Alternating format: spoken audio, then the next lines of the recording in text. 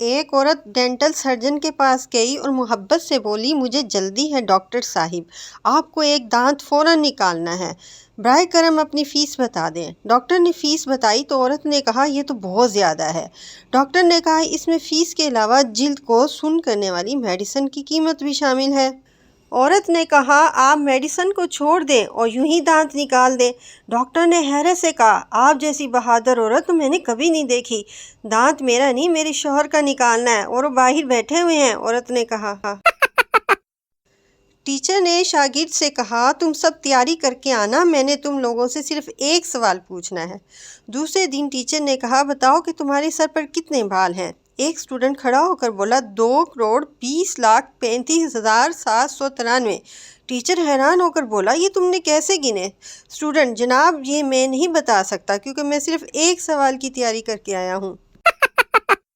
چوہا ہاتھی سے، یار ہاتھی ذرا اپنی نکر تو دینا۔ ہاتھی ہنستے ہوئے، پہنے گا کیا؟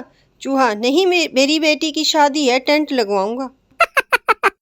بیگم سنو جی لڑکا پیسے اڑانے لگا ہے، جہاں چھپاتی ہوں ڈھونڈ لیتا ہے، میاں کمینے کی کتاب میں رکھ دو۔ آدھی رات کو گلی میں شور سن کر اچانک شوہر کی آنکھ کھلی، باہر نکل کر محلے والوں سے پوچھا کہ اتنا شور کیوں؟ محلے والوں نے کہا خبردار رہنا محلے کے پانی میں زہر آ گیا ہے۔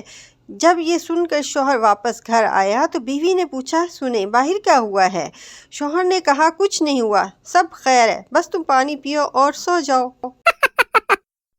ایک چور کے گھر پولیس نے چھاپا مارا، چور اپنی جان بچانے کے لیے جھولے میں لیٹ گیا اور چوسنی منہ میں لے لی۔